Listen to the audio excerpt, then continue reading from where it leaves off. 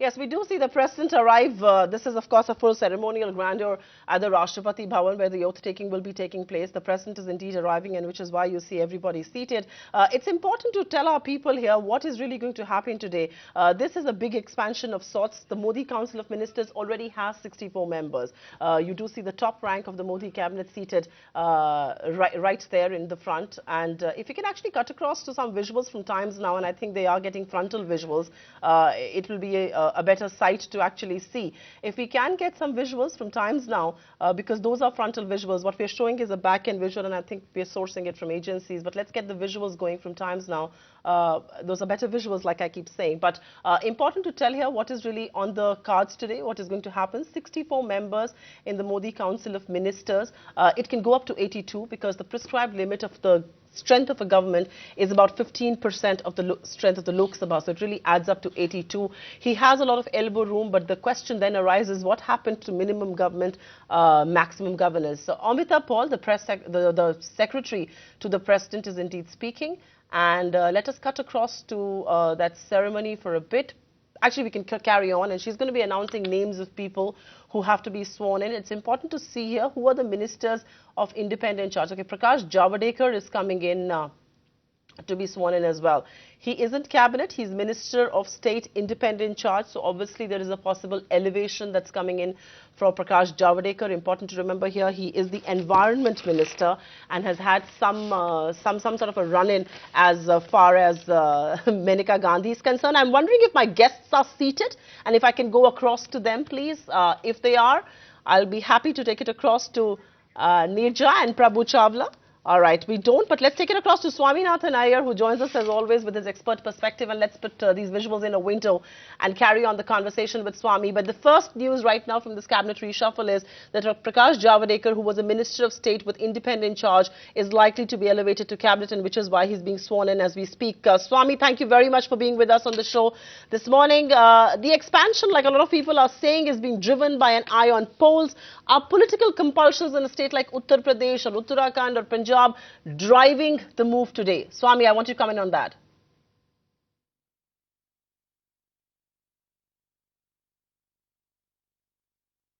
Well, I would start off by saying that when Modi came to power, a lot of us gave him credit for saying he's going to have a very small cabinet. That appears not to be the case. It appears that it's going to be expand and expand. It's no longer any smaller than that of the predecessors. So the idea that Modi is the kind of man who produces this lean and mean cabinet, that part clearly seems to have been a mistaken concept. Then the next question, what is the change going to be? Is it going to be political? Is it going to be related to Uttar Pradesh? Well, we will soon know. I will say that yes, there is a very good chance it will be related to Uttar Pradesh. But I do not think those changes related to Uttar Pradesh will be they will not be game changers. In a number of smaller positions, I think it's possible to induct people. Certainly the Uttar Pradesh election is an extremely important one. Certainly the existence of a certain number of cabinet ministers with a certain amount of clout, ability to deliver something in Uttar Pradesh, that will make a difference. At the same time, I think Modi is very, very clear that merely putting up a few token names from Uttar Pradesh in the cabinet is going to make no difference to that election there. So that I don't think is going to be a kind of major highlight or a major strategy thrust. But yes, there will be some representation. It will be seen as one of those small things which is appropriate for a very big election, yes. All right, Swami, hold your thoughts there because it's important to tell the people who've just been sworn in, and the first person to be sworn in this morning has been Prakash Javadekar. He has been Minister of State with independent charge as far as environment is concerned, so his swearing in does mean that he has been elevated to cabinet rank. I'm just going to come to you in a bit. Important to tell our viewers here what's happening. There are 64 ministers in Modi's council. That number can go up to 82.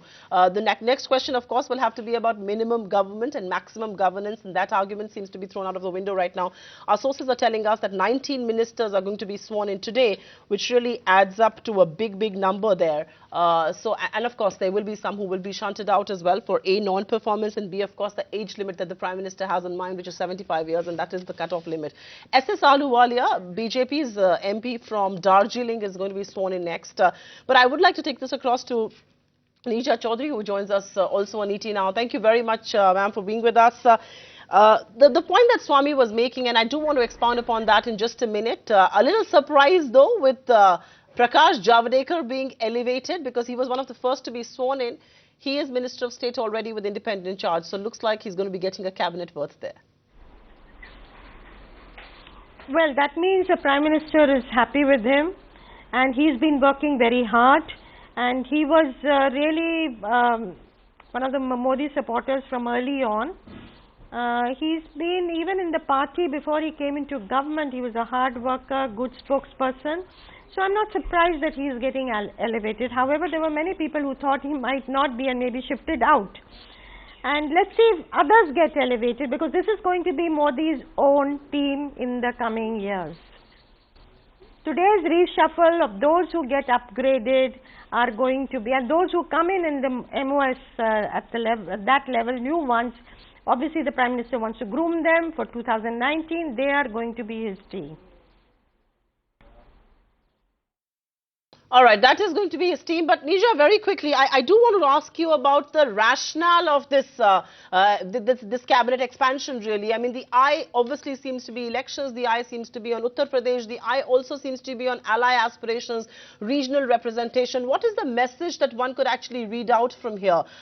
He's obviously trying to promote the performers, weed out the non-performers. But from a larger perspective, this is a political exercise being driven by political compulsions. Safe to say that? I think, you see, when Narendra Modi came in 2014, he came on a high. 2015 was not such a good year because the development agenda, development discourse got derailed by hotheads and fringe elements of the party. Plus, there were the defeats that the party suffered in Delhi and Bihar. Now, the recent elections in Assam, where the party has done very well and it's increased its footprints in Kerala, West Bengal.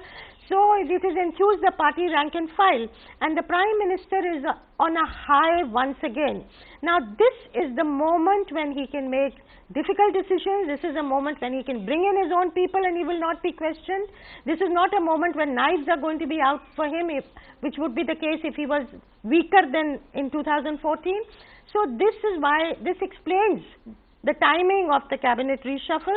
And as I said, Modi would like to prepare his own team. He would like to have the government have his own clear imprint and not be buffeted around by those who were there earlier and were strong and knew the Delhi scene, or be buffeted around by the RSS, or be buffeted around by coalitional allies. So I think this is the moment for him to strike and go for the kill. All right, moment for him to strike and go for the kill. But I do want to take this across to Swami. And Swami, the question that you raised, that this is going to be a large council of ministers. This isn't going to be a lean cabinet. It isn't minimum government, maximum governance. What happened to that slogan?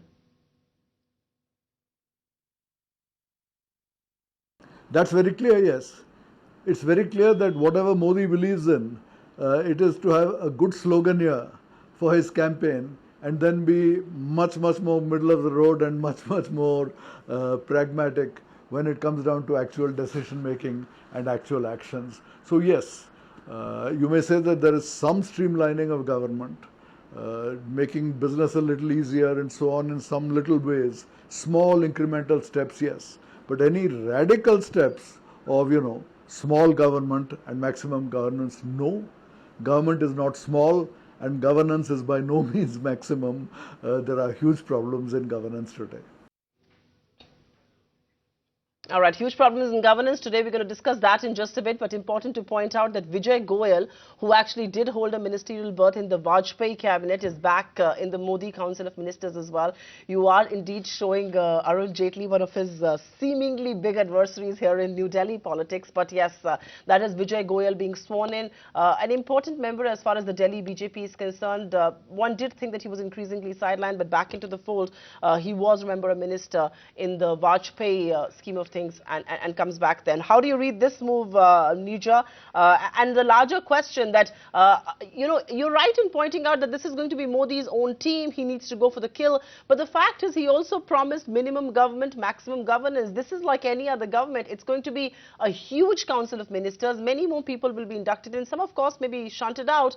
But remember, Vijay Goyal, the BJP MP from Rajya Sabha, being sworn in right now. That set aside, Nija, I do want to pick your brains on the poll slogan, and we are nowhere close to that.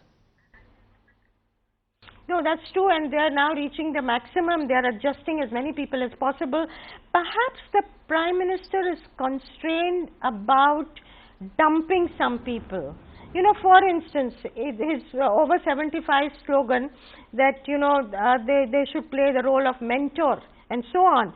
Now, if he were to dump, say, Najma Heptullah, he would have to dump Kalraj Mishra. And Kalraj Mishra is critical for Uttar Pradesh elections next year. That is going to be the battle for the party which will determine the momentum for 2019 general elections. Therefore, they will not want to dump Kalraj Mishra. I'd be very surprised if they do, because that sends a negative kind of signal to the Brahmin community, and Brahmins are going to be important for them in that assembly election. And at the moment UP is so critical.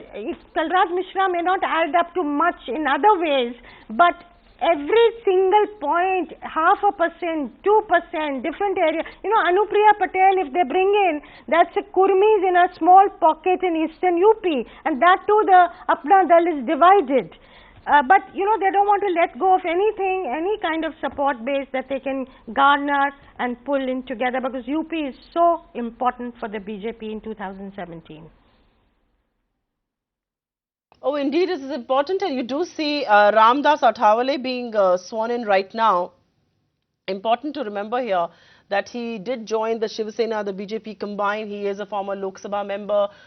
He is also, of course, the sitting Rajya Sabha member from Maharashtra. But Nija, the point that you made that, every percentage of vote counts, and he perhaps cannot weed out non-performers or cannot stick to that criteria of 75 years, and he has to meet it because Kalraj Mishra cannot be dumped months before UP goes to polls. Will you then at least agree with me here that caste equations, something that we thought was, being sidelined in Indian politics, is back in full force? I mean, what else explains the induction of Anupriya Patel? And like you pointed out, the, Apna Dal is divided. Son Patel, her father passed away. There are problems in the family as well. But the fact that people like her are being inducted in, or for that matter, Athawale, a Dalit community MP, the caste seems to be a big driver. You haven't really lost sight of caste equations in Indian politics, have we? It would be naive to believe that caste is going to be wished away. It's been there for centuries and centuries, and no party, not in the over 60 years of independence, has any party been able to do away. Caste is a reality that stares you in the face, and any party that wants to win elections has to take that into account. I think it's a very urban kind of reaction that we have. Let's do away with caste. We cannot do away with caste and have a casteless society so simply. And Narendra Modi, whatever be the rhetoric, and every party has their own rhetoric, but caste equation, caste taxes, social alignments are very, very critical. Therefore, you can't do. And I'd be interested to know how many Dalits get inducted in this reshuffle. If the list that was sent, the papers have carried this morning, there are as many as 7 out of 19 Dalits that are being inducted. That shows that the BJP is going to pitch for Dalit vote in a big way in the coming elections, both in Punjab as well as particularly in Uttar Pradesh. And I think Ramdas Athawale is one person, Megwal is another, Sosev Tamta is another, they're all SCs. And therefore, I don't know whether they are being inducted, but almost half Dalits in 2014, if I remember right, had voted for Modi. And that Dalit vote in UP will naturally look at Mayawati in a state assembly election. But the Prime Minister is going overboard and Mr. Amit Shah to make sure that they get a chunk of the Dalit vote, because everything will depend again in Uttar Pradesh on that. And 2014 they had 42% of the vote. Now naturally that is going to come down. How are they going to win the elections? So as I say, every percentage point, every community, even if you are powerful in sort of 2 districts or 3 districts or 4 districts, you are important in an assembly election. That is a reality. Oh, absolutely.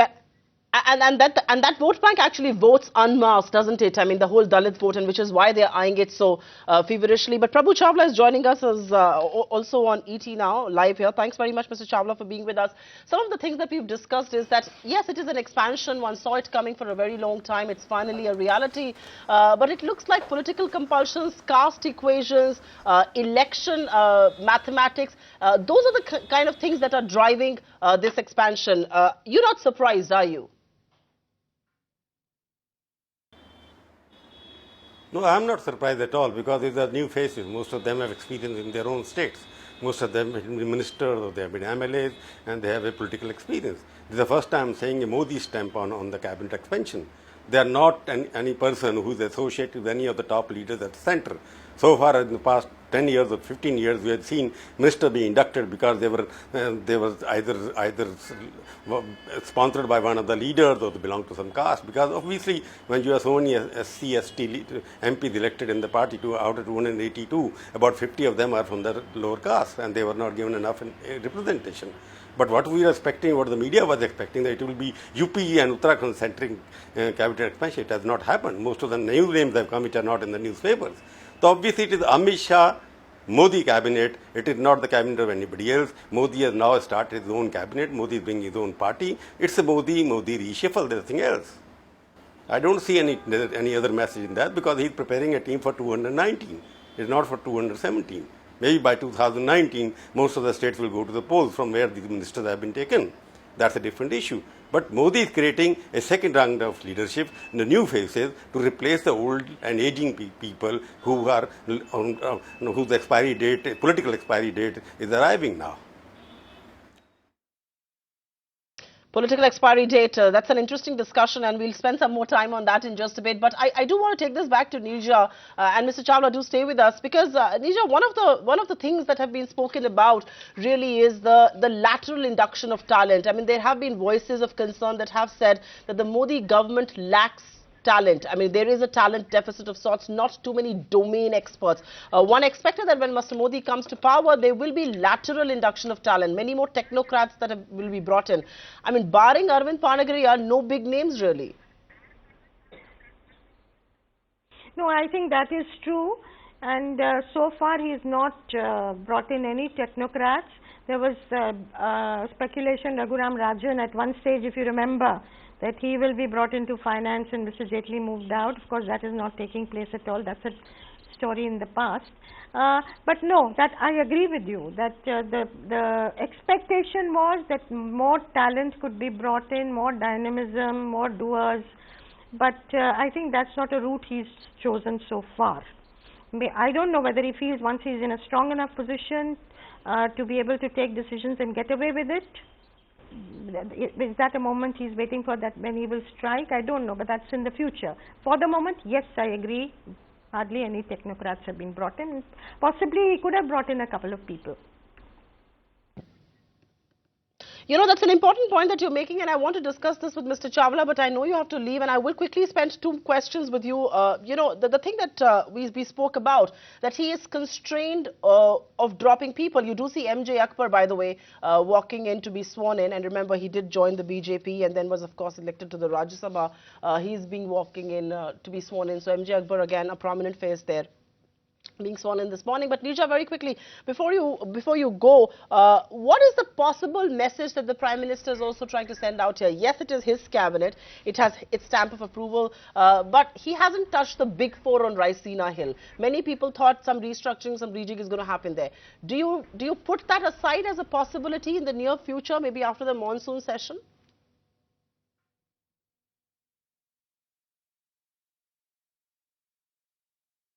Okay, there seems to be some trouble with Neerja's line, but I want to take this across to Mr. Prabhu Chawla, and we will carry. Okay, Neerja, you want to answer the question that I quickly put forward to you? The big 4 on Raisina Hill are not being touched, but there were murmurs in the corridors of power that they will indeed be. Do you put that aside as a possibility? In the next couple of months, maybe?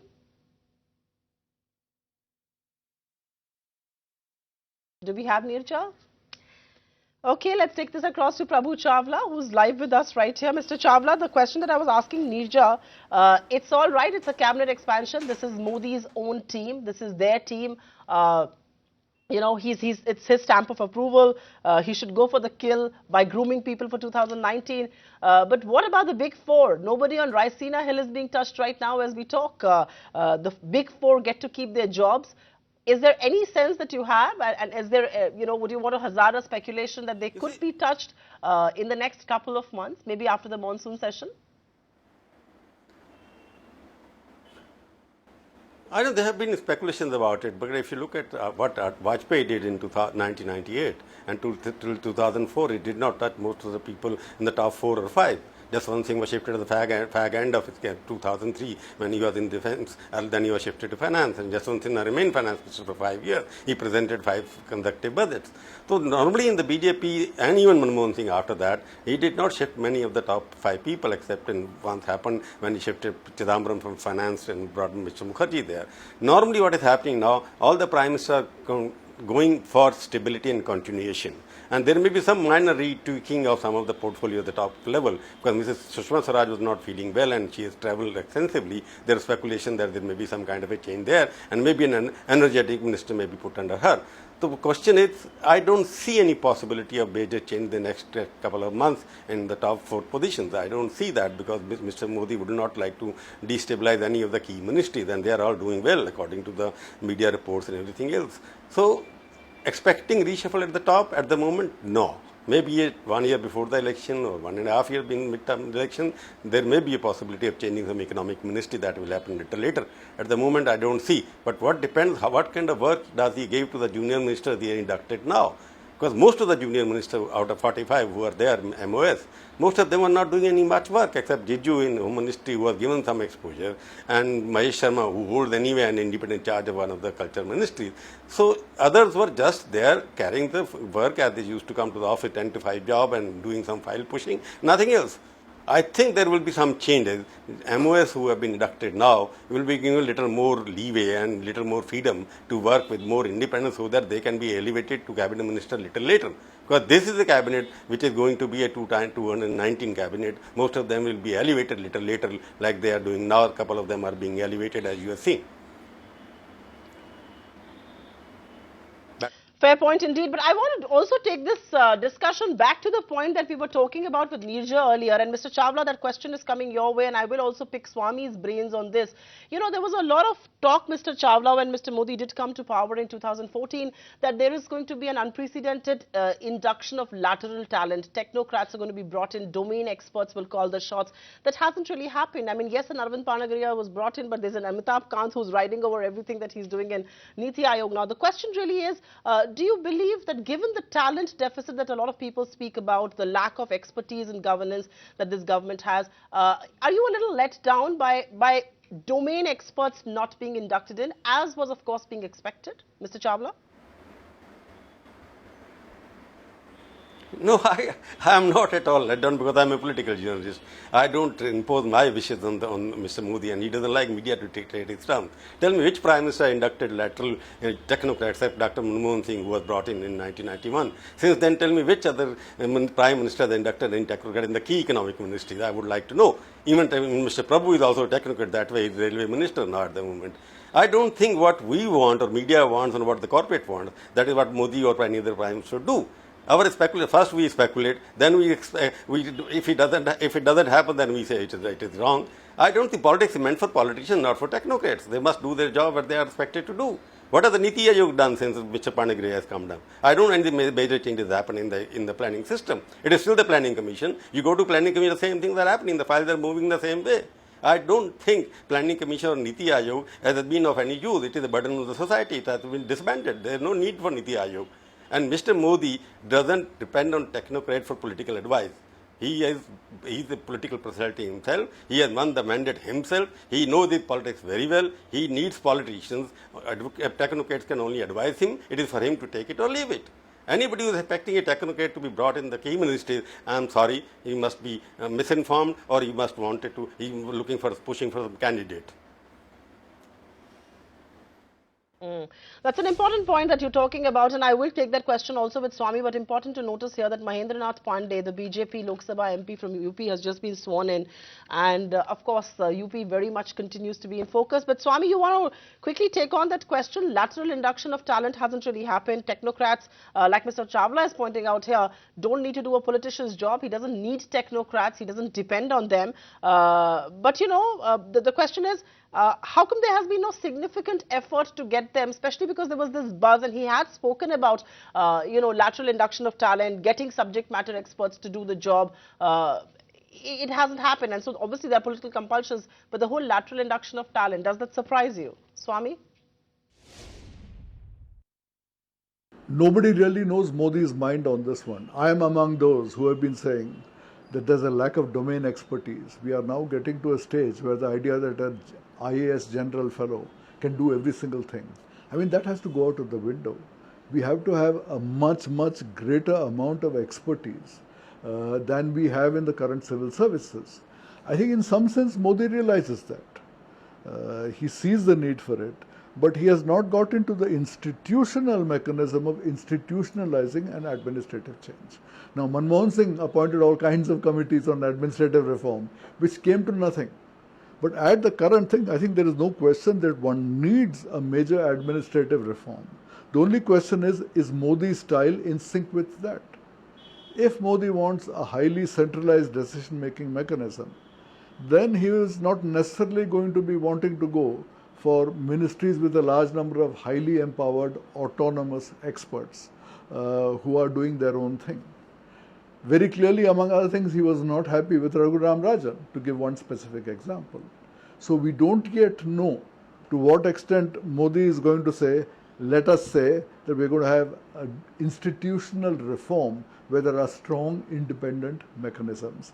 We don't know whether he's going to go that way, although it would be a logical consequence of his talk about minimum government and maximum governance. Fair point indeed. You do have Krishna Raj being sworn in, and remember, she is again a BJP MP from Lok Sabha.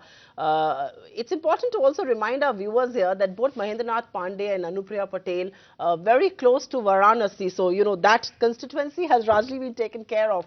Am I reading too much into that, or is that a good political move? Take care of the constituencies right next to Varanasi so that things are at least sorted out there, Mr. Chawla? No, I don't read anything which it doesn't exist. Mahendra Pandey, because it's a Brahmin face, a new face, because they've got 72 MPs, they have to get some ministers at least. There should be 10 to 12% ministers from UP state as well. He's a good candidate, he's a clean image, and he knows his work very well. So if he has been inducted, Anupriya Patel, for example, belongs to a Kurmi community, and she is merging her party because there is a split in the family itself. Mother and sister had disowned her, and the father died a couple of years ago. So I think Anupriya Patel has been taken because she is well qualified, she is well educated also, and she has gone to a good college, as you say, well-spoken college in Delhi, and that is what her quality is, and she is a good speaker. I would say it is not a UP-centric election expansion at all, because since yesterday and day before yesterday, all the TV channels have been talking about it is going to be UP-centric, it is going to be this, it is going to be that, lateral induction, as we have been talking now. As Swami rightly pointed, it is basically Modi wants to have a cabinet of his own choice, because he is the chief administrator, the chief executive officer, he is behaving like chief executive officer. Other ministers are only carrying forwarding his agenda. It's a Modi who has won the election, and they are there because Modi has brought them into the election. So it will be Modi's will, it will be Modi's mission, it will be Modi's mantra, which will be implemented faithfully by them. So he has selected people who will listen to him, and they are clean. None of them has got a bad track record so far. One of them obviously has, but I wouldn't name him. The question is, he has brought people who will only implement what Modi and Shah want. Because next couple of days you will see the Shahification of Congress, BJP as well. At the moment, BJP is not fully comprised of people who are chosen by Shah and Modi. So you will see the party reshuffle in tune with the cabinet reshuffle. So I am saying they are preparing the party and the government for 2019. And anybody who expects, as Swami rightly put, nobody knows his mind. Modi decides himself, nobody can dictate him. So I don't think that you can see much in this cabinet reshuffle. Only it is normal because he has got new faces for 2019 and he has to keep the number below 79 or 80 because that is 15% of the total members you can take it. So he has taken it to the maximum numbers. It is now the maximum number of people in Modi's cabinet, like Narasimha Rao had, like Vajpayee had. So he has not given, as he promised, minimum government and maximum governance. He has got the maximum governance now at the moment. Let us see whether he can provide us maximum governance as well with the maximum government. You know, Mr. Chawla, that's an important point that you're raising, and I think Swami also alluded to this earlier, that governance needs a lot to be desired and still leaves a lot to be desired. With maximum government now, can we actually look at maximum governance? And you do have Anupriya Patel. Let me just quickly point out, you do have Anupriya Patel walking in to take her oath. And, you know, Mr. Chawla did not refer to the college, but I must because it's my alma mater. She is from the Lady Shri Ram College here in New Delhi. Very well spoken, extremely articulate. Does command a lot of respect. I don't want to name the college. So I'm just... I did. I'm just trying to plug my college here. But Mr. Chawla, you know, you said, you spoke about governance, and I must ask you this question. A lot of people believe that decision making in New Delhi is very centralized. It is the PMO that makes the call on most issues. My question to you largely is, by getting his men in place, by putting a cabinet or a council of ministers together that has his stamp of approval and really preparing for the long haul of 2019, like you pointed out earlier, do we expect some kind of a decentralization to now happen? Yes, he's the chief executive, but does he need his... does he need his units to be taking decisions as well? Right now, it's the PMO that's calling the shots on everything. There is too much centralization of power. Absolutely, you're absolutely right. We have got, in fact, in reality, we have got a presidential form of government at the moment. Every decision is taken. It is the presidential form of government. Can you hear me? Can you hear me? Yes, I can. Please go ahead, sir. Hello. Yeah, practically it is a presidential form of government. Everything is decided in the PMO, and rightly so, because nobody can cope up with the speed which Modi has.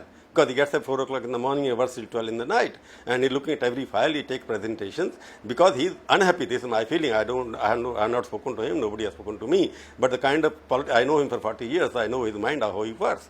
He is always a man in a hurry. What he wants, that when he tells something it to be done, it has to be done in yesterday. It can't be done day after tomorrow. So there are some ministers who are not well. They have taken so much a burden on themselves. There are some people who get used to the same kind of functioning which was earlier, which politics is that. He wants people to move in speed. He has given so many slogans, he has given so many schemes, but their implementation is very tardy, very pathetic. Look at the Swachh India Abhiyan. For example, if you look at the review of the Swachh India Abhiyan, most of the heroes who were appointed by him and most of the committees appointed through him, they are not functioning. Even the toilets. 70% of the toilets are not functioning at all the places because people are not monitoring. Ministers who are supposed to monitor it, they are not doing it. For example, smart cities, none of them is taking off yet at the moment. So there has to be some kind of a centralization. He has to choose Babu of his own choice, who will implement rather than thinking, because he is the man who thinks faster than the Babus.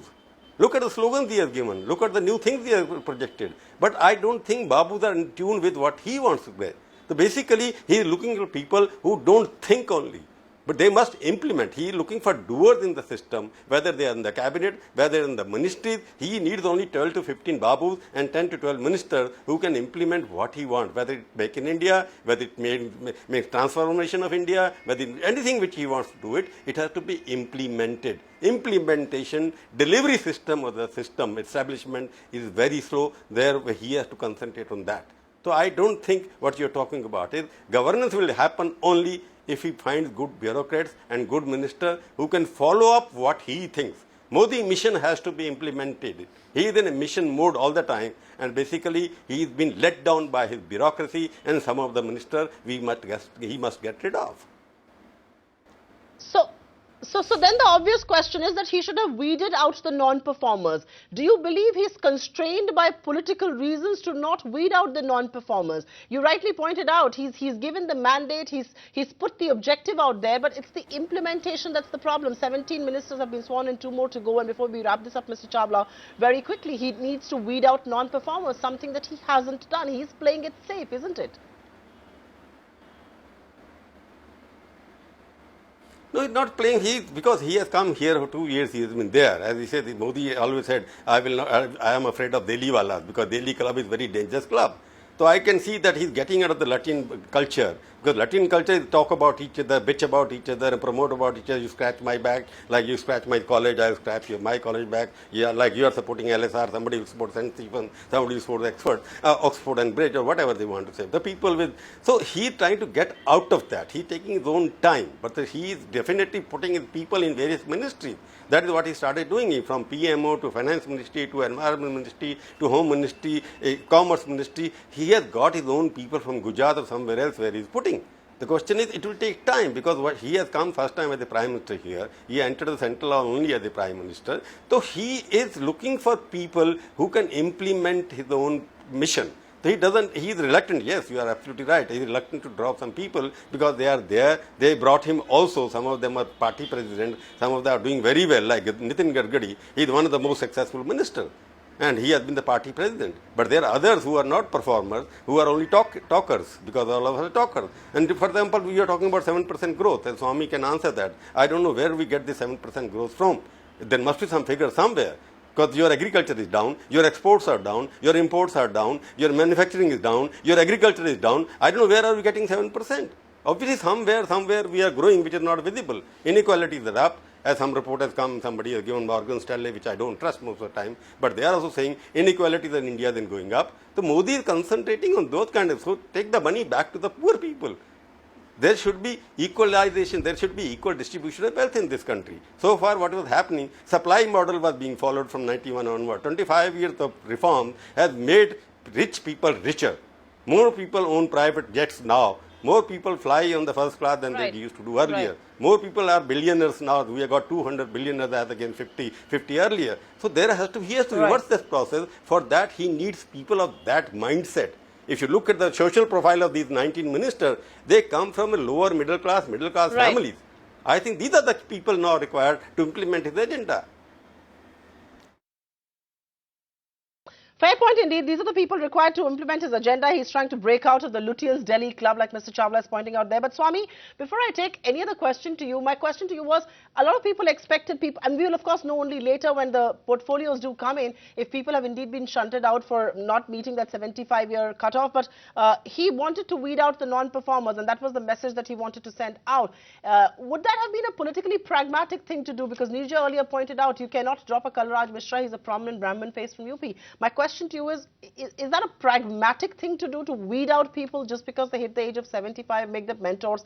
And like Yashwant Sinha once said, we are brain dead because we're 75. Swami?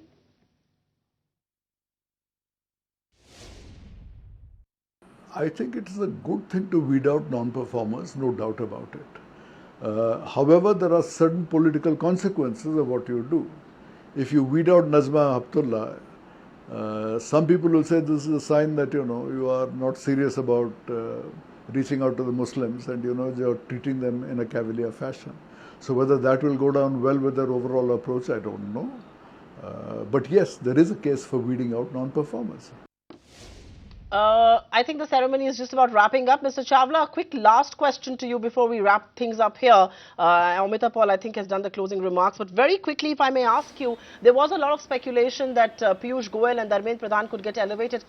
Clearly, they haven't been sworn in, so it looks like they're not going to be getting to the cabinet rank. What is the message then on performance? Will performance be rewarded in this government, or does Modi believe that none of his men, other than Prakash Javadekar, who's been sworn in, has really performed to task? Yeah, he has definitely performed very well, Prakash Javadekar. So has Pradhan and Piyush, both have performed all of them very well. But Piyush is more a publicity, not actually on the ground, because you look at what generation may have happened, but there is no demand. So even all the electricity undertaking, they are in losses. He has not been able to bring in reforms which he was expected to do it. But on the other hand, Pradhan has done very well, but he has gone by seniority basically, because Javadekar is much senior in terms of organization and association with the party. So he has gone by seniority when it comes to that, and from Maharashtra he has got one more minister. Because Shiv Sena is also making some noises, they wanted some Shiv Sena person there. Prakash is purely on merit come politics. It is not nothing else. And other Pradhan, Piyush has been kept down because they are too young at the moment, and they have to be watched a little more. And maybe in the reshuffle, next reshuffle, you have some economic ministries being reshuffled. At the moment, he has not touched any of the economic ministries. So maybe he may be looking for some other opportunity little later, after the budget or thereafter, he may have some elevation of the new people. Basically, I would say that this cabinet expansion is meant only for bringing his own people, prepare the team for the next, and bring people who are not socially connected, they are part of the Latin Delhi, they are coming from the middle and lower middle background and from the backward classes. Fair point indeed. Swami, you want to come in on the last word on that? This was a rejig that was expected to expand. This isn't restructuring of the top deck at all. Raisina occupants get to keep their job. They could not be touched. Do you expect a rejig to happen sometime in the near future, like Mr. Chawla was alluding to? Economic ministry is not being touched upon, but that is his mainstay. Look, anything is possible, but his track record is not one that suggests that he's constantly spending his time on reshuffling the pack. I don't think that was the case in Gujarat. That is not his track record so far here. So while it is possible that he will think of a reshuffle once in a while, I wouldn't expect it often. I wouldn't expect it so soon as what you're indicating. Mr. Chawla and Swaminathan Iyer, thank you very much for joining us on this leg. Of course, the big expansion has happened. Now, all eyes on the performance, the portfolios that are going to be announced later today, and what the focus will be. But like our guests are pointing out, this is a rejig, this is an expansion that has the Modi stamp for approval. This is his team. He is really preparing for the long haul. This is not 2017 or 2016 that he's eyeing. He's really eyeing 2019 with his people in focus, breaking out of the constraints of Lutyens Delhi, breaking out of the constraints of getting political compulsions, really getting the lower middle class in order. But political compulsions have driven this. States like Uttar Pradesh, Uttarakhand, Gujarat find big resonance in this cabinet. Caste equations have been met. Almost 4 Dalits have been sworn in. These are very important things to keep in mind. And like the Prime Minister is walking out right now, I must take this straight across to Awan Dubash to carry things forward as far as Indian markets are concerned.